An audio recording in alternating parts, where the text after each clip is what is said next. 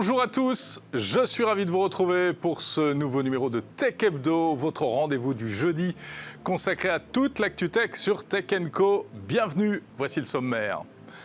On va commencer par un anniversaire tout d'abord. Et non des moindres, c'est l'iPhone qui fête ses 15 ans, une date historique, rappelez-vous, c'était en 2007. Autre innovation, et c'est une innovation française, le premier casque AR VR français qui veut concurrencer Facebook, son concepteur et notre invité.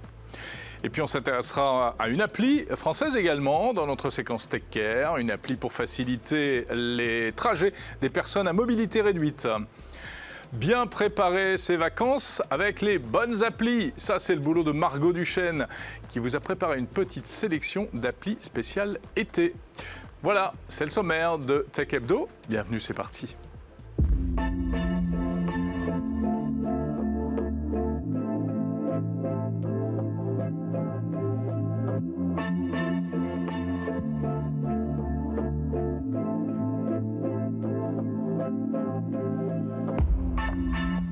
Je suis ravi de vous retrouver comme tous les jeudis pour cette émission qui est faite pour vous, fans de tech. On vous raconte plein de choses, on l'espère intéressantes, car on a de la chance. C'est un secteur, vous le savez, où l'actu ne s'arrête jamais. Quelques chiffres avant d'aller plus loin. Ce sont les numéros des chaînes sur lesquelles vous pouvez nous retrouver sur vos box télé. Et oui, car vous le savez, Tech & Co se regarde bien évidemment également sur la télé. Alors, sur la Livebox d'Orange, canal 141, chez SFR, canal 32, sur la Freebox, canal 231, et sur la Bbox de Bouygues, nous sommes sur le canal 140. Enfin, FranceSat, canal 81. Et sinon, vous pouvez nous retrouver, bien sûr, sur le web, sur les applis et sur, bien sûr, YouTube. Voilà, on passe à l'actu tout de suite.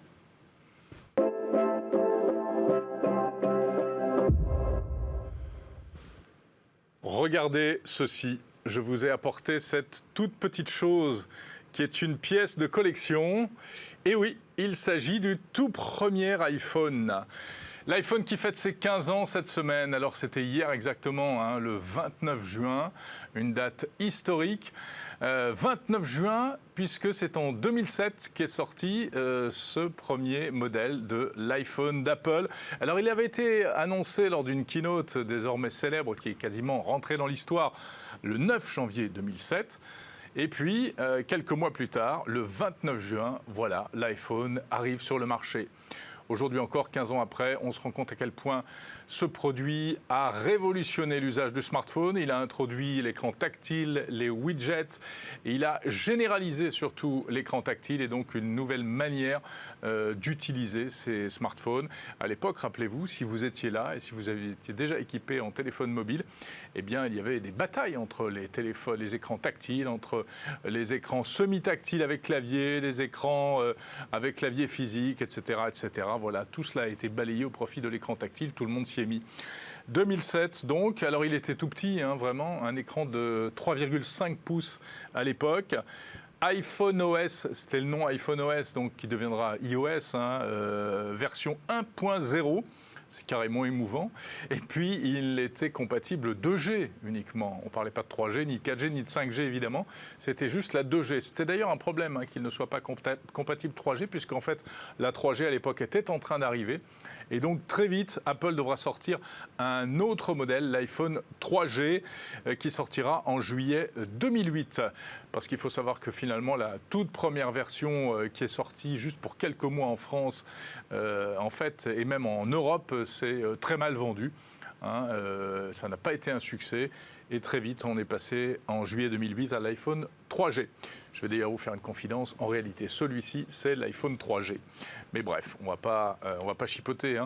On parlera de tout ça. On reparlera de tout ça, oui, dans le podcast chez Jérôme et François qu'on vous propose une fois par mois sur Tech & Co. Vous le savez, podcast audio uniquement. On se retrouve avec François Sorel pour se raconter nos histoires de passionnés de tech.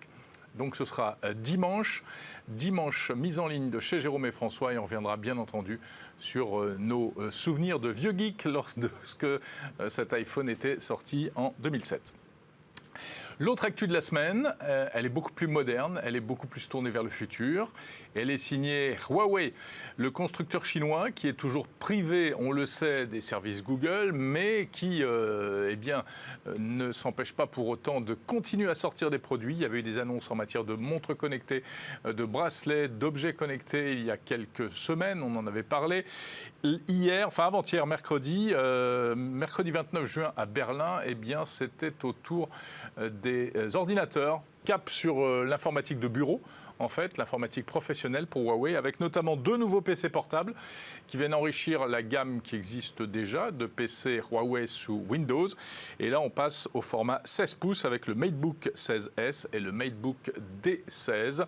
Des produits qui sont proposés pour le D16 à entre 1000 et 1300 euros et pour le 16S, qui est le haut de gamme, on est entre 1700 et 1900 euros, des très jolis laptops sous Windows. Donc, car si Huawei ne peut pas utiliser Android, eh bien en revanche, il continue à pouvoir utiliser Windows.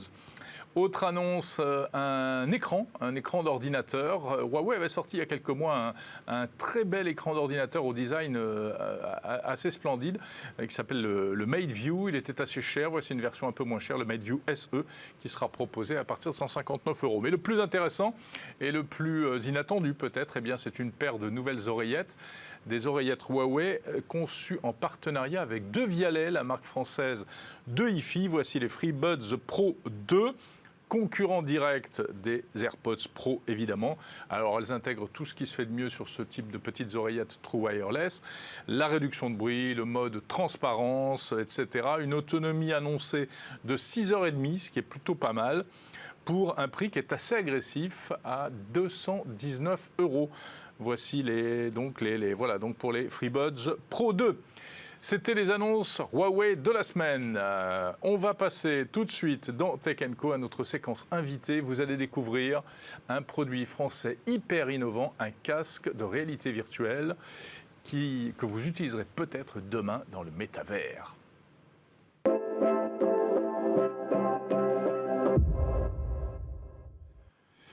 Et oui, c'est quand même pas banal, hein, un casque. Alors déjà, le hardware français, c'est pas banal, mais en plus, un casque de réalité virtuelle, ce qui est quand même un produit, on va dire, ce qui se fait de plus sophistiqué aujourd'hui en matière de technologie. Eh bien, voici le Lynx, le casque AR/VR français. Bonjour Stan Larocque. Bonjour.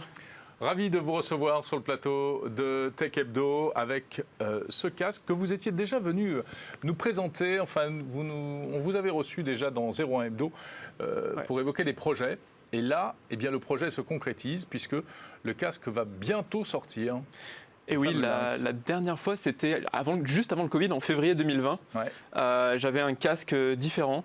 Et en fait, depuis le Covid, il s'est passé évidemment plein de choses sur la planète. Mais nous, de notre côté, on a pris de l'avance, on a pris le temps de redesigner le masque, vu qu'on savait qu'on allait avoir du retard sur le manufacturing. Et donc du coup, là, aujourd'hui, je viens avec la version finale, qui sort vraiment tout bientôt, parce que les premiers modèles arrivent fin août. Et c'est assez magique de voir ce produit français qui prend forme. Qui a pris forme, en fait. Voilà, et donc on va le livrer tout bientôt. C'était un travail absolument titanesque de toute une équipe donc, qui est basée à Paris. Donc toute la conception est entièrement française. Il y a de l'électronique, de l'optique, de la mécanique, de l'ergonomie. Et mon message, en fait, c'était, dans votre introduction, vous parlez de le hardware en France, c'est compliqué, etc. C'est vrai, maintenant je peux vous le dire, c'est vrai, c'est très compliqué. Oui, surtout en période de Covid, en période de crise de semi-conducteurs. Alors oui, on a tout eu, vous avez tout eu. On a vraiment tout eu, on a beaucoup rigolé, mais au final... Un peu pleuré aussi, non ? En fait, si on m'avait dit à quel point c'était dur, je l'aurais pas fait. Clairement, si on m'avait dit tout ce qui s'était passé dans ce développement, mais vraiment, on est très content d'amener ça dans l'écosystème. Ouais. Il va sortir fin août. On parlera du prix, etc. après, parce que ce qui est intéressant, c'est que c'est pas seulement le fait que ce soit un beau produit hardware français, c'est qu'il est particulièrement innovant ce produit. C'est donc un casque AR/VR. Ouais. Et on le voit, en plus dans sa forme, on l'a vu sur les images, il a un design un peu différent par exemple de l'Oculus Quest parce qu'il n'est pas totalement immersif. Alors c'est quoi le concept en fait ? Alors le concept c'est que il peut faire de la réalité virtuelle, donc on connaît déjà, c'est vendu à la Fnac et chez Darty, c'est quand vous mettez un casque sur la tête, vous êtes dans un film, dans un jeu vidéo, vous êtes ailleurs.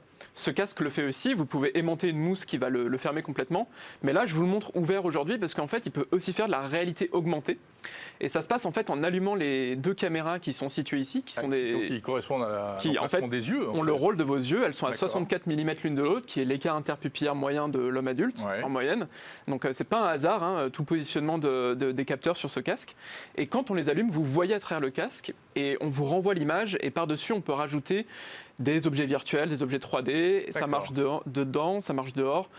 C'est plus performant que ce que la concurrence faisait, notamment avec HoloLens jusqu'à présent. Qui était c'est ce que j'allais vous dire. Ça, du coup, ça ressemble un peu à ce qu'on connaît avec HoloLens. Tout à fait. Sauf que HoloLens ne fait que de la réalité augmentée, avec un champ de vue, on va dire, décevant, des couleurs aussi décevantes. Nous on arrive avec, donc ils sont à 52 degrés de champ de vue, nous on arrive avec 90, tout de suite on respire, c'est plus confortable, les couleurs des hologrammes ont un meilleur aspect, donc on vient vraiment innover là-dessus. On a, le casque est plus fin aussi, si vous remarquez, notre casque est beaucoup plus fin que des casques comme le Quest. C'est étonnant, il n'y a pas ce gros bloc comme ça devant les yeux. Alors déjà on a mis la batterie à l'arrière. Vous l'avez mis à l'arrière. Alors pour l'équilibre, en fait le produit est très équilibré. Quand vous le mettez au milieu, il est au même niveau. Le point d'équilibre est au même niveau que votre colonne vertébrale. Donc on peut le porter plus longtemps, alors que les autres casques, tout est à l'avant, ça fait du mal à votre cou et à votre structure osseuse. Donc voilà, on a vraiment des ergonomes et des designers industriels chez nous qui ont travaillé là-dessus longtemps, et on arrive avec ce design. Super produit, très prometteur. Alors le produit c'est bien, maintenant ça sert à quoi? Quel type de contenu? Quel marché vous visez avec ça? Et oui, en fait, le hardware, c'est peut-être 20% de l'aventure dans ces écosystèmes. Ce qui compte vraiment derrière, c'est le nerf de la guerre, c'est le contenu. Donc nous, on s'est positionné d'abord sur les applications B2B professionnelles. Donc le casque, il est utilisé aujourd'hui par des chirurgiens, par des gens dans la médecine, dans la défense et dans l'industrie, pour tout ce qui est formation professionnelle, pour tout ce qui est maintenance à distance, etc. Là, on a une plus-value qui est énorme, on a un boulevard devant nous. On a déjà 10 000 casques sous commande. Donc on va en produire plusieurs dizaines de milliers, et j'ai déjà mes 10 000 premiers qui sont vendus à des entreprises qui vont partir très rapidement dans des entreprises dans le monde entier pour ce genre d'application. Et alors après il y a la question du mais quid du gaming, du consumer, du grand public. On y arrive aussi. On s'appelle pas Oculus, on s'appelle pas, on n'a pas ces moyens-là, ces milliards injectés dans des gros titres AAA, etc.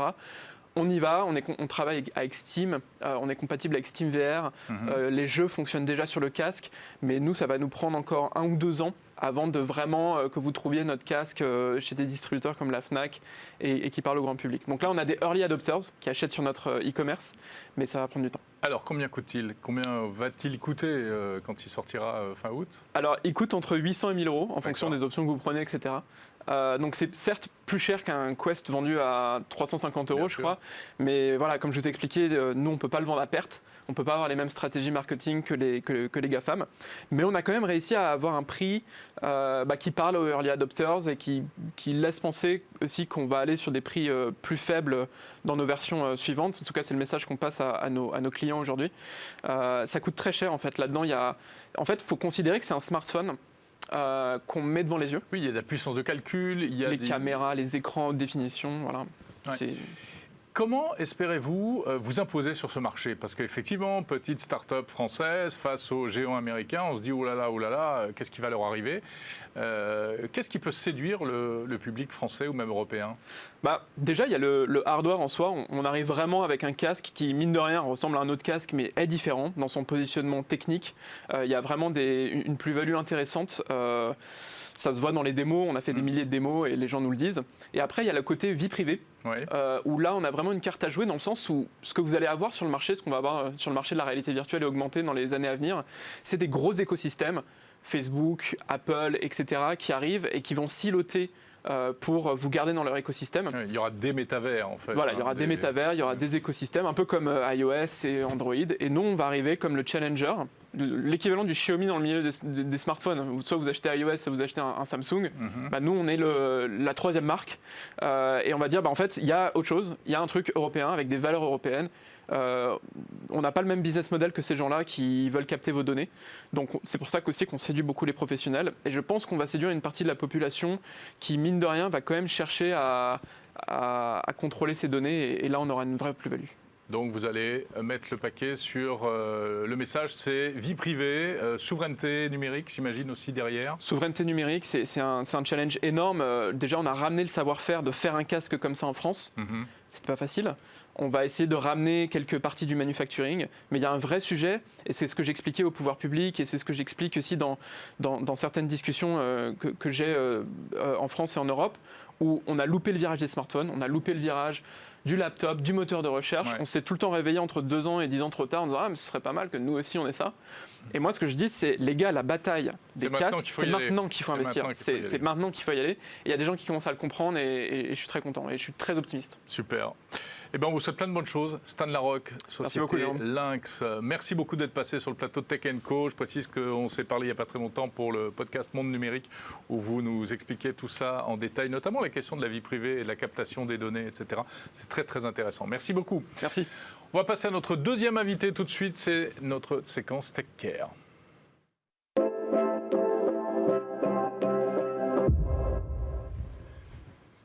Avec Arthur Alba qui nous rejoint. Bonjour Arthur. Bonjour Jérôme. Vous représentez la société Streetco. Alors Streetco, c'est une application. En fait, c'est un GPS, une application de navigation pour les personnes à mobilité réduite. Présentez-nous Streetco, s'il vous plaît. Oui, tout à fait. Donc Streetco, c'est un petit peu un Waze piéton. C'est une application gratuite et collaborative qui va permettre aux utilisateurs, donc une communauté d'utilisateurs, non pas de référencer des radars ou des embouteillages, mais de référencer des obstacles dans les rues, des obstacles temporaires comme une zone de travaux ou des obstacles permanents comme des escaliers. Un trottoir bouché, exactement, etc. Un trottoir encombré par un scooter, une trottinette ou des encombrants. Et grâce à ces signalements, nous, on va alerter nos utilisateurs en situation de handicap ou à mobilité réduite sur la présence de l'obstacle et surtout leur proposer un itinéraire alternatif, adapté à leur mobilité pour qu'ils puissent éviter cet obstacle et mieux se déplacer. D'accord. Donc, par exemple, je suis en fauteuil roulant, je dois aller d'un point A à un point B. Je check d'abord sur Streetco pour savoir quel est le meilleur itinéraire. Exactement. De la même façon que n'importe quel GPS piéton, on va rentrer son adresse. La seule différence, c'est que nous, on a préenregistré le profil de mobilité de l'utilisateur. D'accord. Donc, on va savoir si c'est une personne âgée, une personne avec une poussette, une personne avec une valise. Parce qu'en fait, les personnes à mobilité réduite, ce n'est pas que les personnes en situation de handicap, c'est beaucoup plus large que ça. Si vous avez mal au dos, mal au genou, vous êtes aussi concerné. Donc, on a votre profil de mobilité et on a les obstacles présents sur votre itinéraire. Et donc, on adapte l'itinéraire en fonction de votre destination. Évidemment, on vous propose l'itinéraire le plus rapide, mais qui évite les obstacles sur le chemin. Comment est-ce que l'appli est alimentée? Comment les informations remontent-elles jusqu'à l'appli? Alors, on a plusieurs façons de savoir remonter. S'il y a des travaux sur un trottoir, etc., c'est pas évident. Faut qu'on. Justement, on a beaucoup d'utilisateurs dans les rues. Aujourd'hui, on a entre 25 000 et 30 000 utilisateurs mensuels qui utilisent notre application donc, tous les mois. On a 3 sources de façon de collecter les données. La première, c'est la communauté. Donc, j'en ai parlé, c'est des utilisateurs comme vous et moi qui sont sensibles et qui se disent j'utilise Streetco pour mes déplacements quotidiens et quand je vois un obstacle, j'en profite pour le signaler. D'accord. Oui, comme Waze en fait. Exactement, vraiment, c'est aussi simple. C'est très très proche du fonctionnement de Waze. Je suis dans la rue, je suis localisé, je veux signaler un obstacle, je le prends en photo et ensuite il apparaît sur la carte. Okay. On travaille aussi avec les entreprises pour organiser des challenges de sensibilisation dans les entreprises sous forme de compétition solidaire. En fait, pendant 1 à 3 semaines, les collaborateurs vont pouvoir utiliser l'application Streetco pour signaler un maximum d'obstacles. Plus je signale, plus je gagne de points et plus j'ai de chances de remporter le challenge et les cadeaux à la fin du challenge. Et on fait aussi des parcours avec des associations où là, on va aller cartographier sous forme de balades urbaines le centre-ville de villes partout en France. Donc, c'est vraiment un outil pour la ville. Hein. Ouais. Vous couvrez combien de villes? Alors, avant le Covid, on était vraiment présent au niveau national. Avec le Covid, on a eu un peu plus de mal à garder du lien avec les régions et avec la province. Donc là, on s'est reconcentré sur l'Île-de-France. Donc on a une très très bonne cartographie en Île-de-France. Et on a un plan stratégique pour nous déployer dans les 50 plus grandes villes françaises d'ici 3 ans, donc d'ici 2024. Et donc là, on va faire des déploiements ciblés avec les villes qui veulent travailler avec nous, qui veulent expérimenter avec nous. Et là, on en a une quinzaine. Je peux citer Angers, Cherbourg, Melun, Meaux, Charleville-Mézières. Voilà. Donc votre modèle économique, c'est de vous rapprocher des collectivités locales? Il y a 2 sources de revenus. La première source, c'est les challenges dont j'ai parlé avec les entreprises. Donc ça, c'est des opérations qu'on facture de plusieurs milliers d'euros à plusieurs dizaines de milliers en fonction de la taille de l'entreprise. Et une partie d'accompagnement des villes, c'est que toutes ces données qu'on collecte avec nos utilisateurs ou avec les entreprises, on va les mettre à disposition des villes via un tableau de bord pour que la ville puisse optimiser ses investissements de mise en accessibilité. Ah oui, vous remontez de la data pour les villes. Exactement. La data sur les obstacles, etc. Pas sur les utilisateurs. Oui. évidemment. Vous avez raison de le préciser. C'est ça, non, je préfère, on ne sait jamais. Mais voilà, on va aider la ville à identifier les obstacles les plus gênants de sa voirie pour qu'elle puisse dépenser l'argent là où c'est le plus nécessaire ou là où ça va le plus aider ses habitants. D'accord.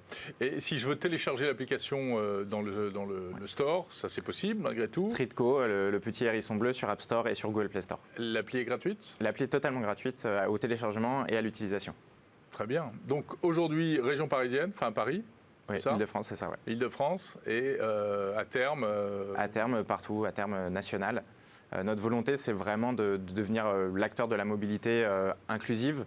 Et même plus loin que ça, en fait, aujourd'hui, nos données, on va aussi les transmettre aux opérateurs de transport. On veut travailler avec des acteurs comme SNCF, comme RATP, avec qui on était à Vivatech, ou comme Keolis, pour qu'eux puissent intégrer nos données dans leur calculateur d'itinéraire et ainsi en fait permettre aux personnes handicapées d'avoir le choix dans l'application qu'elles veulent utiliser, se dire bah voilà, si demain je veux un GPS, je ne suis pas obligé d'utiliser Streetco qui peut être aussi un peu stigmatisant, je peux utiliser les mêmes applications que tout le monde parce que grâce à nos données, ces opérateurs de transport auront la capacité de proposer des itinéraires multimodaux et accessibles. Le défi, c'est qu'il y ait suffisamment de données qui remontent pour que ce soit fiable. Exactement, exactement. Et ça c'est notre travail de tous les jours. Et on travaille justement aussi sur une intelligence artificielle qui permettra de détecter automatiquement le type d'obstacle qui est pris en photo par l'utilisateur.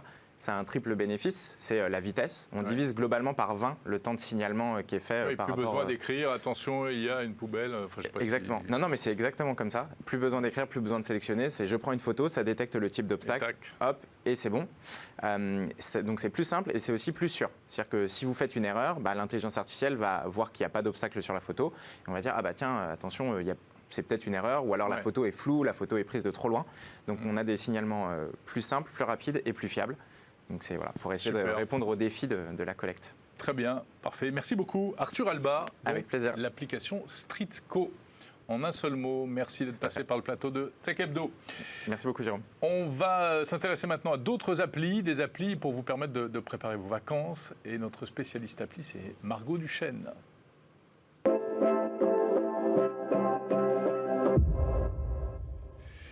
Et oui, elle est là, toujours avec son smartphone bourré de nouvelles applications. Ça va Margot? Ça va et toi? Ouais, enfin avec son smartphone et son petit cahier. Toujours le petit carnet bien surligné, on ne sait jamais si je me trompe. C'est magnifique. On se croirait dans les années 80. Avec tous ces... voilà, c'est de la vieille école, ça doit être ça. Alors de quoi on parle Margot? Eh ben, on a parlé des applications santé, en tout cas spéciales été. Et je me suis dit, avec l'été, les beaux jours, le soleil, il y a du pollen, par exemple. On avait parlé la dernière fois. Alors là, il y a Live Pollen, par exemple. C'est une application qui a été créée fin mars, donc qui est toute récente, avec un peu plus de 10 000 téléchargements par Leaf Air. Qui est une start-up en fait, qui a décidé de créer un capteur en partenariat avec le CNRS. Oui, on les connaît. C'est le Leaf, c'est ça le petit... C'est les petits capteurs en fait. Et donc du coup, ils essayent de développer tout un réseau en mettant justement des capteurs partout en France, voire même à l'étranger. C'est en tout cas ce qu'ils prévoient de faire, leur but. Donc pour l'instant, il y en a environ sur 20 à 25 territoires. Il y en a par exemple Port-de-Vamp, juste à côté de la rédac. Pas loin d'ici. Voilà, exactement. Oui. Et donc du coup, l'application, elle permet de restituer, donc les capteurs restituent des données et qui sont après répertoriés dans l'application. Donc par exemple, si j'ai décidé d'aller à tel ou tel endroit, je vais pouvoir regarder avec l'application s'il n'y a pas trop de pollen. S'il n'y a pas trop de pollen ou alors s'il y a d'autres allergies. Quoi. Oui, c'est ça d'être le plus précis possible. C'est volatile, quoi. Ça se promène. Oui, tout à fait, mais en fait, on peut, nous, de manière anonyme, aussi dire, voilà, je suis allergique à tel ou tel, je sais pas, le boulot ou autre chose. Je suis allergique aux gens. Aux gens. Non, alors non, ça marche pas. Non, les graminées, boulot ou alors autre c'est pas pollen. Vrai, je suis pas allergique aux gens. Et donc, du coup, on peut juste le renseigner nous-mêmes. Et en fonction de ça, plus de gens vont pouvoir, en fait, ils vont tous participer, plus les gens vont pouvoir renseigner justement leurs allergies, plus nous, on va pouvoir se dire, tiens, c'est peut-être pour ça que à tel endroit, j'ai eu un peu le nez qui coulait, ou j'étais pas très bien, ou je me suis sentie mal. Et en fait, tout ça, vous allez pouvoir le répertorier dans un petit journal de bord, un petit peu, ce qui va faciliter aussi le travail de l'allergologue. Une fois qu'on va voir son spécialiste, par exemple, si on a beaucoup d'allergies, on va pouvoir le dire, l'année dernière, c'était un peu compliqué, je me rappelle, à telle date, tel moment, en regardant cette application. Enfin, ça permet surtout de soulager un petit peu le travail de l'allergologue. Il faudrait faire matcher ça avec l'application dont on parlait précédemment, donc pour trouver son chemin. Là, c'est pour trouver son chemin là où on peut marcher et en plus là où il n'y a pas de pollen. Éviter le pollen, en fait, tout simplement. Deuxième appli santé pour l'été. Alors, on a UV Lens. Alors, celle-ci, elle nous vient tout droit de Nouvelle-Zélande. Elle a été créée en 2016 et elle permet d'éviter les coups de soleil. C'est comment, en fait, tout simplement, avoir une prévision des UV au jour le jour, heure par heure. Donc on a le jour même et le lendemain en fait, et ça permet, grâce à la géolocalisation, de justement éviter de prendre des bonnes habitudes et de connaître son type de peau aussi, parce qu'il y a tout un profil personnalisé en répondant à des petites questions. La couleur de cheveux, la couleur des yeux, si on est sensible au soleil, si on brûle très souvent, si on chope des coups de soleil très facilement. Et donc tout ça c'est répertorié et après on va pouvoir nous indiquer, attention aujourd'hui, avec des petites alertes, aujourd'hui sortez couvert entre guillemets, mettez bien de la crème solaire, ou alors attention, là vous êtes tranquille. Enfin, ça dit s'il y a du soleil ou pas, quoi. Ça dit si le soleil est puissant ou pas, surtout. C'est le taux d'UV, en fait, tout simplement. Donc c'est pour surtout apprendre à avoir des meilleures habitudes, en fait, comprendre un petit peu le soleil et comprendre sa peau aussi, tout simplement, pour éviter d'être trop cette exposition et d'avoir des coups de soleil rapidement, parce qu'il faut quand même savoir qu'il y a 80 000 cas de cancer de la peau par an, selon Santé France, et que l'exposition au soleil est l'un des principaux facteurs déclencheurs des cancers de la peau. Et oui, surtout, donc c'est super important. Penser à protéger les enfants en bas âge l'été. Troisième appli. Et la troisième, alors celle-ci elle est un petit peu rigolote, mais c'est surtout parce qu'en ce moment on connaît des grosses vagues de chaleur. Donc c'est Water Time et c'est une application qui va vous envoyer des petites alertes pour vous dire attention, il faut que vous alliez boire un petit peu d'eau, ou alors tout simplement nous on va dire aujourd'hui j'ai bu 200 ml de café, avoir un petit peu de thé, un peu de jus d'orange et tant d'eau. Et donc c'est une petite application qui va vous permettre de vous dire attention, là il faut que tu boives, attention. C'est l'appli qui sait quand j'ai soif. Ou alors qui vous dit quand il faut boire, parce que des fois on oublie qu'il faut boire plus. Surtout pour les personnes âgées, non ? Ça peut être, forcément... Qui parfois ne ressentent plus suffisamment la soif. Oui, c'est vrai, mais ça peut tout simplement être aussi pour nous. Moi, je sais que j'arrive pas à boire entre 1,5 litre et 2 litres d'eau par jour, et pourtant c'est ce qu'il faudrait. Et là, il y a aussi toute une personnalisation, c'est-à-dire qu'on peut faire le calcul en fonction de notre poids pour savoir le nombre de litres qui nous convient, en tout cas, en fonction de notre poids. C'est que pour l'eau, on est d'accord. Hein. C'est que pour l'eau, oui, effectivement, on évite l'alcool quand même. Alors surtout en cette période de vague de chaleur qui est attendue prochainement, on évite bien sûr l'alcool à outrance, on s'hydrate, on se mouille et on aère le soir et on ferme les volets la journée. Super, j'adore parce que là c'est très théorique, parce qu'aujourd'hui on enregistre l'émission, il fait un temps pourri les amis. Mais c'était pas ça les derniers jours, et puis c'est pas ce qui est prévu en tout cas pour les jours prochains. Bien sûr, le soleil va revenir. Merci beaucoup pour ce rayon de soleil, Margot, notre rayon de soleil des applis. Voilà, c'est la fin de Tech Hebdo. Merci de l'avoir suivi. J'étais ravi de passer ce moment avec vous. Surtout, vous le savez, il y a plein de programmes sur Tech & Co. Restez donc avec nous. À très bientôt. Salut à tous.